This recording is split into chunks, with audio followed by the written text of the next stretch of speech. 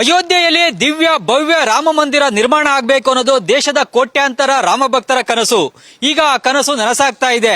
ಕೇವಲ ದೇಶಾದ್ಯಂತ ಇರೋ ರಾಮ ಭಕ್ತರು ಮಾತ್ರ ಅಲ್ಲ, ಮುಖ್ಯವಾಗಿ ಅಯೋಧ್ಯೆಯಲ್ಲೂ ಈಗಲೂ ಕೂಡ ಸೂರ್ಯವಂಶ ಕ್ಷತ್ರಿಯ ವಂಶಸ್ಥರಿದ್ದಾರೆ. ಅಂದ್ರೆ ಇವರು ರಾಮನ ವಂಶಸ್ಥರು, ರಾಮ ಸೂರ್ಯವಂಶ ವಂಶಸ್ಥರ. ಹೀಗಾಗಿ ಈ ಸೂರ್ಯವಂಶ ಕ್ಷತ್ರಿಯರು ಕೂಡ 500 ವರ್ಷಗಳ ಮೊದಲೇ ಒಂದು ಪ್ರತಿಜ್ಞೆನ ಮಾಡಿದ್ರು. ಮುಖ್ಯವಾಗಿ ಬಾಬರ್ನ ಸೇನಾಧಿಪತಿ ಮೀರ್ ಬಾಕಿ ರಾಮ ಜನ್ಮಭೂಮಿಯಲ್ಲಿದ್ದಂತಹ ಮಂದಿರವನ್ನ ಕೆಡವಿ ಆ ಸ್ಥಳದಲ್ಲೇ ಮಸೀದಿಯನ್ನ ನಿರ್ಮಾಣ ಮಾಡಿದ್ದ. ಆಗ ಸೂರ್ಯವಂಶ ಕ್ಷತ್ರಿಯ ವಂಶಸ್ಥರು ಮುಖ್ಯವಾಗಿ ರಾಮ ಜನ್ಮಭೂಮಿಯಲ್ಲೇ ಮಂದಿರ ನಿರ್ಮಾಣ ಆಗಬೇಕು, ಮಂದಿರ ನಿರ್ಮಾಣ ಆಗೋವರೆಗೂ ಕೂಡ ನಾವ್ಯಾರು ಕೂಡ ನಮ್ಮ ವಂಶಸ್ಥರು ಕಾಲಿಗೆ ಚಪ್ಪಲಿಯನ್ನ ಶೂ ಅನ್ನ ಧರಿಸೋದಿಲ್ಲ, ಜೊತೆಗೆ ತಲೆಗೆ ಪೇಟವನ್ನ ಪಗಡಿಯನ್ನ, ಇಲ್ಲಿ ಪಗಡಿ ಅಂತ ಕರೀತಾರೆ ಉತ್ತರ ಭಾರತದಲ್ಲಿ, ಪಗಡಿಯನ್ನ ಧರಿಸೋದಿಲ್ಲ, ಜೊತೆಗೆ ಕೊಡೆಯನ್ನ ಇಟ್ಕೊಂಡು ನಾವು ಓಡಾಡೋದಿಲ್ಲ ಅನ್ನೋ ಒಂದು ಪ್ರತಿಜ್ಞೆಯನ್ನ ಮಾಡಿದ್ರು. ಆದ್ರೆ ಈಗ ಅಯೋಧ್ಯೆಯ ರಾಮ ಜನ್ಮಭೂಮಿಯಲ್ಲೇ ರಾಮ ಮಂದಿರ ನಿರ್ಮಾಣ ಆಗಿದೆ. ಸುಪ್ರೀಂ ಕೋರ್ಟ್ ವಿವಾದಿತ ಜಾಗ ಸಂಪೂರ್ಣವಾಗಿ ಹಿಂದೂಗಳಿಗೆ ಸೇರಿದ್ದು, ರಾಮ ಜನ್ಮಭೂಮಿಯ ಟ್ರಸ್ಟ್ಗೆ ಸೇರಿದ್ದು ಅಂತೇಳಿ ತೀರ್ಪನ್ನ 2019ರಲ್ಲಿ ನೀಡಿದೆ. ಅದಾದ ಬಳಿಕ ಪ್ರಧಾನಿ ಮೋದಿ ಅವರು ರಾಮ ಜನ್ಮಭೂಮಿಯ ಜಾಗದಲ್ಲೇ ಮಂದಿರ ನಿರ್ಮಾಣಕ್ಕಾಗಿ ಶಂಕುಸ್ಥಾಪನೆಯನ್ನು ನೆರವೇರಿಸಿದ್ರು. ಶಂಕುಸ್ಥಾಪನೆ ನೆರವೇರಿಸಿದ ಬಳಿಕ ಇಲ್ಲಿರುವ ಸೂರ್ಯವಂಶ ಕ್ಷತ್ರಿಯ ಸಮುದಾಯದ ಜನರೆಲ್ಲರೂ ಕೂಡ ಈಗ ಕಾಲಿಗೆ ಚಪ್ಪಲಿಯನ್ನು ಧರಿಸ್ತಾ ಇದ್ದಾರೆ, ಶೂಗಳನ್ನ ಧರಿಸ್ತಾ ಇದ್ದಾರೆ, ಜೊತೆಗೆ ತಲೆಗೆ ಪಗಡಿಯನ್ನ ಅಂದ್ರೆ ಪೇಟವನ್ನು ಕೂಡ ಧರಿಸ್ತಾ ಇದ್ದಾರೆ ಮತ್ತು ಕೊಡೆ ಇಟ್ಕೊಂಡು ಕೂಡ ಓಡಾಡ್ತಾ ಇದ್ದಾರೆ. ಹೀಗಾಗಿ ಇವರ ಪ್ರತಿಜ್ಞೆ 500 ವರ್ಷಗಳ ಹಿಂದೆ ಏನಾಗಿತ್ತು, ಈಗ ಇವರಿಗೆ ಯಾವ ರೀತಿಯಾಗಿ ಖುಷಿ ಆಗ್ತಾ ಇದೆ ಏನು ಅನ್ನೋದ್ರ ಬಗ್ಗೆ ಇಲ್ಲಿರುವಂತಹ ಸೂರ್ಯವಂಶ ಕ್ಷತ್ರಿಯ ವಂಶಸ್ಥರೊಂದಿಗೆ ಮಾತನಾಡ್ತೀನಿ. भैया आप 500 ईयर्स पहले आपका समुदाय ने क्या प्रतिज्ञा लिया था? आज के 500 साल पहले कि जब बाबर का सेनापति मीर बाकी अपने शाही सेना के साथ में राम मंदिर को तोड़ने के लिए आया, तो हमारे बगल के भीटी के राजा थे महताब सिंह, वो जा रहे थे बद्रीनाथ दर्शन करने के लिए अपने सैनिकों के साथ में। तो उनको रास्ते में पता चला कि मीर बाकी जो है मंदिर तोड़ने के लिए शाही सेना को लेकर के आया हुआ है। तो उन्होंने अपनी यात्रा रास्ते में स्थगित कर करके और सैनिकों को बुला करके, जिसमें 1,70,000 सैनिक एकत्रित मतलब बुला करके ले जाकर के युद्ध के लगभग 70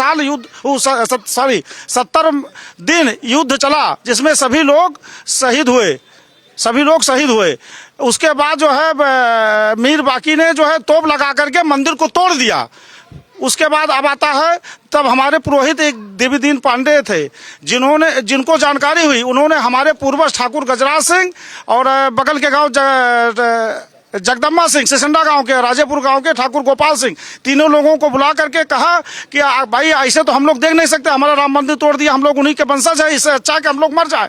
तो मात्र 2 दिन के अंदर देवी दीन जी के आह्वान पर ठाकुर गजराज सिंह, जगदम्बा सिंह और गोपाल जी ने 90,000 सूरबंश क्षत्रियों को एकत्रित किया। फिर जाकर के उन लोगों ने युद्ध किया। सभी लोग करीब 6 दिन युद्ध चला, सभी लोग शहीद हुए। और जब सारे लोग शहीद हुए तो उनके खून इतना लाल हो गई धरती, उसी खून के गारे से उस मस्जिद का निर्माण उस समय मीर बाकी ने करवाया था। यह है इतिहास। और उसी समय ठाकुर गजराज सिंह जब जा रहे थे 90,000 सूर्यवंशी क्षत्रियों को लेकर के, रास्ते में हमारा सूर्यकुंड पड़ता है, सूर्य जी का मंदिर है, वहां पे उन लोगों ने पहले कसम खाई कि जब तक अब हम मंदिर बनवा नहीं लेंगे तब तक छाता नहीं लगाएंगे, न तो पगड़ी पहनेंगे, न तो जूता पहनेंगे। जी, आपका समुदाय का लोगों ने 500 ईयर्स पहले क्या प्रतिज्ञा लिया था?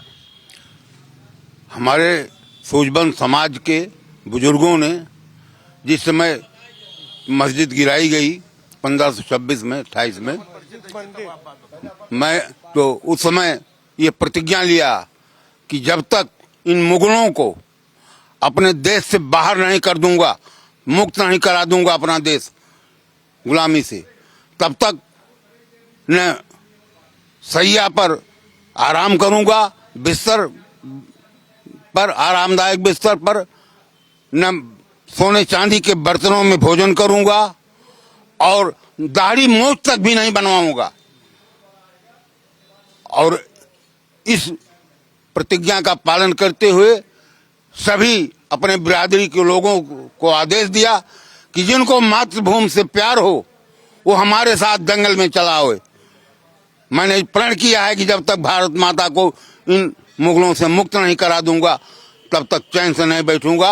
आप लोग मेरी प्रतिज्ञा को पूर्ण करने के लिए, जिसको राष्ट्र से प्रेम हो, वो मेरे साथ चला हो। मंदिर निर्माण तक जूता नहीं पहनता है, पगड़ी नहीं पहनता है बोल के भी प्रतिज्ञा ली। हाँ, मैं पगड़ी नहीं पहनूंगा, जूता नहीं पहनूंगा, सारे सुख ऐसो आराम की चीजों का त्याग करता हूँ जब तक अयोध्या में भव्य राम मंदिर बनकर तैयार नहीं हो जाएगा, जब तक मंदिर नहीं बन जाएगा। और आज वो दिन आया है, आज तमाम प्रयत्नों के पश्चात राम मंदिर बन गया है। 22 जनवरी को भव्य उद्घाटन होना है और उसी उपलक्ष्य में हम लोग यहाँ एकत्रित हैं। और हमारा पूरा सरकार तमाम ट्रस्ट बनाए हैं, एक ट्रस्ट बना हुआ है राम मंदिर का, उस ट्रस्ट में तमाम बाहरी लोग हैं, हमारे समुदाय का कोई नहीं है। इस बात का हमको खेद है, इसीलिए आज पंचायत बुलाई गई है कि वो पंचायत हमको निमंत्रण देगी। हमारे परिवार में इतना उत्सव होने जा रहा है, हमारे वंश के राम थे, उनका मंदिर बन गया और हम उनका दर्शन करने हम इस ट्रस्ट से पूछ कर जाएंगे? हम किसी दूसरे से पूछेंगे जिनका कोई आदि है, अंत है, जिनका कोई पता नहीं है?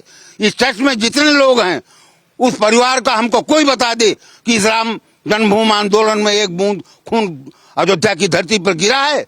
अगर नहीं गिरा है तो हम उनसे पूछकर हम इस आंदोलन, हम मंदिर का दर्शन करने जाएंगे। अगर हमारे सूझबंद समाज को आमंत्रण नहीं मिला तो हमारा अयोध्या और बस्ती जनपद का सूझबंद जो 150 गांव में आबाद है, वो उस तिथि को सुबह ही अयोध्या के लिए चल पड़ेगा शांतिपूर्ण ढंग से अपने रामलला का दर्शन करने के लिए। उस 500 वर्ष पहले जो प्रतिज्ञा की थी, उस प्रतिज्ञा को पूर्ण करने के लिए हम दर्शन करने जाएंगे। कोई माई का लाल हमें नहीं रोक सकता, न भारत सरकार रोक सकती है, क्योंकि राम हमारे आज पुरुष हैं। जी, आपका समुदाय का प्रतिज्ञा पूरा हो रहा है, आपका कैसा खुशी हो रहा है? बहुत बहुत खुशी हो रही है, बहुत हर शहर हम लोगों को, हम लोग गर्वित महसूस कर रहे हैं कि हम लोगों के पुरखों का जो बलिदान था वो अब जो है परिपूर्ण हो रहा है। राम का मंदिर बन रहा है, हमारे पूर्वज थे, हम उनके वंशज हैं और उस खुशी में हम लोग जो है साक्षी बनना चाहते हैं। साक्षी बनने के लिए हम लोग जो है यहाँ निर्णय लेने के लिए आज एक मीटिंग यहाँ इकट्ठा किए हैं। आपका समुदाय ने 500 ईयर्स पहले क्या प्रतिज्ञा लिया था?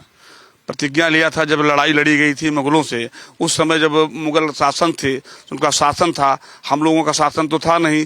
हम लोगों को अपनी बल से, अपने यहाँ के लोकल लोगों की ताकत से युद्ध करना था। हमारे पूर्वजों ने युद्ध किया। उस समय उन्होंने प्रण लिया था कि हम जो है इस मुगल आताताई शासन को जब तक यहाँ से हटा देंगे और राम का मंदिर जो हमारे आराध्य देव का मंदिर है, वो जब तक हम पुनः जो है मंदिर था, मंदिर फिर नहीं बना लेंगे, तब तक न जूता पहनेंगे न पगड़ी बांधेंगे सर पे। जो पगड़ी जो है सम्मान की मर्यादा सूचक है, हम लोग अपने को अमर्यादित महसूस कर रहे हैं कि हमारा मंदिर तोड़ दिया गया है, इसलिए हम सर पे पगड़ी नहीं बांधेंगे। 7-8 जनरेशन से वही कंटिन्यू करके आया प्रतिज्ञा। आपको शादी का समय भी पगड़ी नहीं पहनता था इधर? नहीं पहनते थे जी। शादी का समय में वो कंपलसरी है ना इधर नॉर्थ इंडिया में? शादी के समय तो आवश्यक था, हमारे वंशज के लोग बचाते थे, नहीं पहनते थे। सनई धीरे धीरे इधर अब जब राम मंदिर जो है आंदोलन हुआ, राम मंदिर बनने की स्थिति में आ गया, अब सब लोगों की शिथिल हो गई वो बातें, अब लोग जूता पगड़ी पहनने लगे हैं, इसलिए सबको यह आभास हो गया कि हम लोग राम मंदिर बनवा लेंगे। कब से अभी जूता पहन रहे, अब पगड़ी पहन रहे? सुप्रीम कोर्ट के निर्णय के बाद से, 2019 के बाद जी। सुप्रीम कोर्ट का निर्णय जब मंदिर के पक्ष में आ गया तो ये मान लिया गया कि सबसे सर्वोच्च ताकत ने अब निर्णय दे दिया है, अब मंदिर के निर्माण को कोई ताकत नहीं रोक सकती है, इसलिए हम लोगों ने पगड़ी पहनना, जूता पहनना शुरू कर दिया। आपका समुदाय ने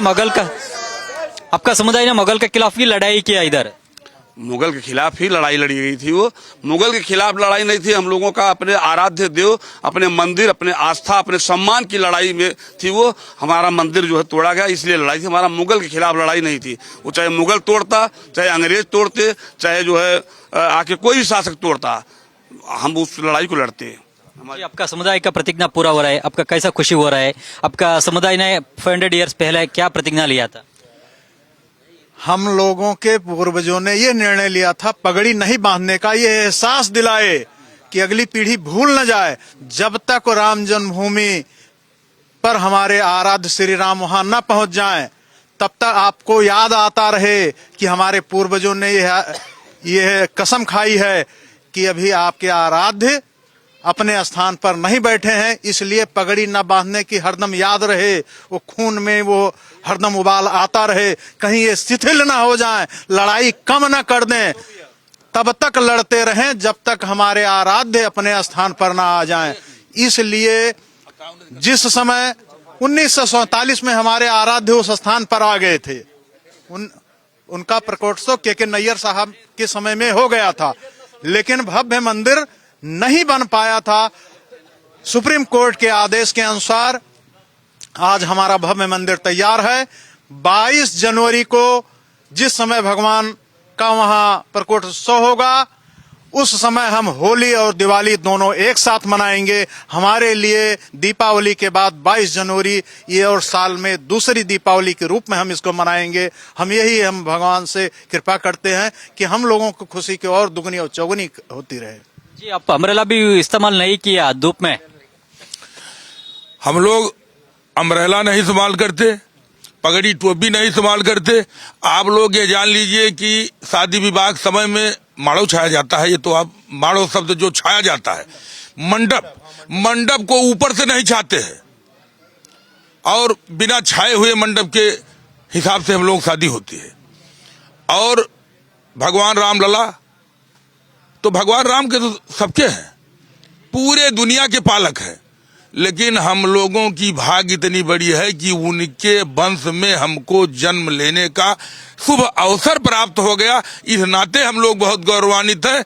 और बहुत जमाने से 564 वर्ष की लड़ाई चल रही थी। और संजोग आप देखिए, सन 1954 में, देखिए संजोग है सब, सन 1954 में हमारे आदरणीय योगी जी के गुरु नहीं, अभयनाथ नहीं, दिग्विजय नाथ जी ने 1954 में यहाँ कसम खाया था कि जब तक मैं रामलला का मंदिर नहीं बनवा दूंगा तब तक मैं अपने जीवन को धन्य नहीं समझूंगा। फिर संजोग देखिए, फिर 1985-90 से लेकर आदरणीय गुरु अभयनाथ जी ने तय किया कि जब तक मैं मंदिर नहीं बनवा दूंगा तब तक अपने जीवन को धन्य नहीं समझूंगा।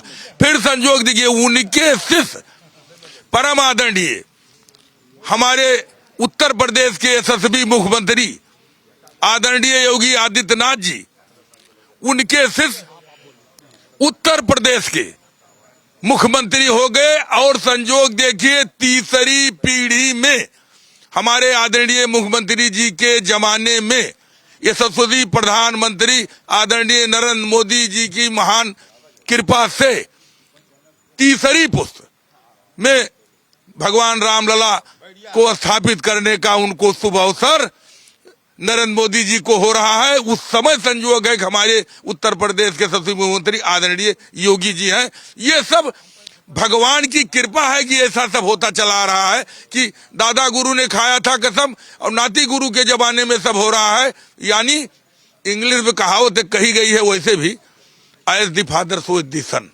जैसा बाप वैसा बेटा। आप देख रहे हो गण पार्टी के लोग जैसे राम भक्तों की हत्या करा रहे थे, तो उनके जिसके कुल में जैसे है उसके कुल में तैसे, वो कहाँ सम्मान करेंगे जब उनके पिता नहीं सम्मान किए थे। लेकिन आज आप स्थिति देख रहे हैं कि 1954 में आदरणीय दिग्विजय नाथ जी ने जो कसम खाया था, वो योगी आदित्यनाथ जी के जमाने में वो चीज पूरा हो रहा है। ये भी भगवान की बहुत बड़ी। आपका समुदाय ने कितने पीढ़ी से जूता नहीं पहन रहा था, पगड़ी नहीं पहन रहा था, कितना पीढ़ी हुआ अभी तक? हमारा समुदाय करीब लगभग 500 वर्षों से सर पे न तो पगड़ी बांध रहा है, न जूता पहन रहा है, न छाता लगा रहा है। केवल इसलिए 7-8 पीढ़ी नहीं, करीब 10 पीढ़ी से ऊपर हो गए। और ये शपथ लिया कि जब तक भगवान राम का मंदिर, हम लोग चूंकि भगवान राम के वंशज हैं और भगवान राम का मंदिर नहीं बन जाएगा तब तक जो है हम लोग इस चीज का बहिष्कार करेंगे।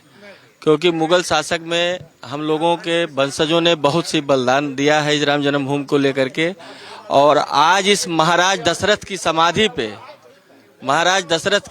समाधि पे हम लोग सूरवंशी परिवार के गांव के मुखिया लोग, कुछ महत्वपूर्ण लोग इस बात को लेकर बैठक कर रहे हैं कि अगर जन्मभूमि में 22 जनवरी को राम मंदिर प्राण प्रतिष्ठा निर्माण में अगर हमारे सूर्यवंशी बिरादरी के किसी भी प्रतिनिधि मंडल को आमंत्रित नहीं किया गया तो हम 215 गांव के सूर्यवंशी ठाकुर राजपूत जो राम के वंशज हैं लगभग 10,000 की संख्या में पैदल मार्च करके जन्मभूमि के दर्शन के लिए कूच करेंगे।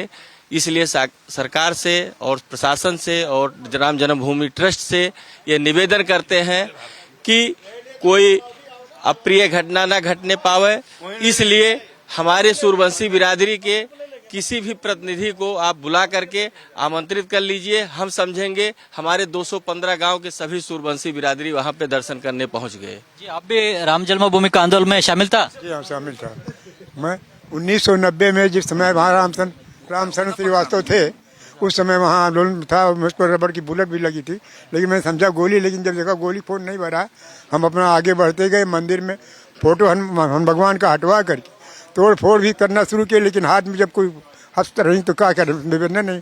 फिर भी वहाँ जुटे रहे और काम करके तभी लौटे। 92 में फिर गए गिराने पे, फिर भी शामिल रहे। हाँ जो गोल के ऊपर, जी हाँ ऊपर दूसरी बार 92 में।